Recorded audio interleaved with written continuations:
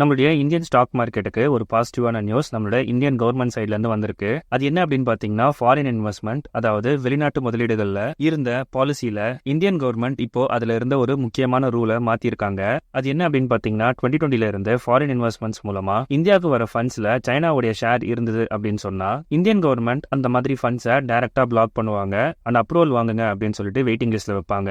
ஆனா இப்போ அந்த மாதிரியான ஃபாரின் ஃபண்ட்ஸ்ல சைனாவுடைய பேக்கப் 10% கீழே இருந்தது அப்படின்னு சொன்னா அவங்க வெயிட் பண்ண தேவையில்லை, அவங்க டைரக்டா இன்வெஸ்ட் பண்ணலாம். பட் அகைன் அதுலயுமே கண்டிஷன்ஸ் இருக்கு, சச் ஆஸ் சென்சிட்டிவான செக்டார்ஸ்ல அவங்களால இன்வெஸ்ட் பண்ண முடியாது. ஈவன் தோ அவங்க 10% தான் இன்வெஸ்ட் பண்ணி இருந்தாலுமே போர்ட் ஆஃப் மெம்பர்ஸ் இல்லைனா டிசிஷன் மேக்கிங்ல அவங்களால தலையிட முடியாது. ஓகே பிரதர், பட் இந்த மாதிரியான ஃபாரின் இன்வெஸ்ட்மெண்ட் இந்தியாக்குள்ள வரதுனால ஸ்டாக் மார்க்கெட்டுக்கு என்ன லாபம் அப்படின்னு நீங்க கேட்கலாம். It is very simple. இந்த ரூல்னால நிறைய ஃபண்ட் பாஸ்ட்ல பிளாக் ஆகி நின்றுட்டு இருந்தது. இப்போ இந்த ரூல் அப்டேட் பண்ணதுனால அந்த ஃபண்ட் ஃபாஸ்டா நம்மளுடைய மார்க்கெட்டை ரீச் ஆகும், which means electronics and manufacturing செக்டார்ஸ்க்கு இது ஒரு பாசிட்டிவான நியூஸ். அண்ட் மோஸ்ட் இம்பார்ட்டன்ட்லி இந்த மாதிரியான ஃபாரின் ஃபண்ட்ஸ் இந்தியாக்குள்ள வந்துச்சு அப்படின்னு சொன்னா இந்தியாக்குள்ள நிறைய புது ஃபேக்டரிஸ் கட்டப்படும். மொபைல் போன்ஸ், டிவி காம்பவுண்ட்ஸ், இந்த மாதிரியான எலக்ட்ரானிக்ஸ் நம்ம நாட்டுக்குள்ளேயே ரெடி பண்ண ஆரம்பிப்பாங்க. இதனால நம்மளுடைய எக்ஸ்போர்ட்டும் பெட்டர் ஆகும், அது மட்டும் இல்லாம நிறைய பேருக்கு வேலையும் கிடைக்கும். ஸோ இது ரெண்டு விஷயமும் நடந்தது அப்படின்னு சொன்னா ஓவரால் ஜிடிபி இம்ப்ரூவ் ஆகும். ஓவரால் ஜிடிபி இம்ப்ரூவ் ஆச்சு அப்படின்னு சொன்னா இந்தியா இன்டர்னலா ஸ்ட்ராங் ஆயிட்டே போவாங்க. ஆனா இதை பத்தியான ஃபர்தர் அப்டேட்ஸ் அண்ட் என்னுடைய அனலைசிஸ் எல்லாமே சப்ஸ்கிரிப்ஷன் குரூப்ல வீடியோவா வந்து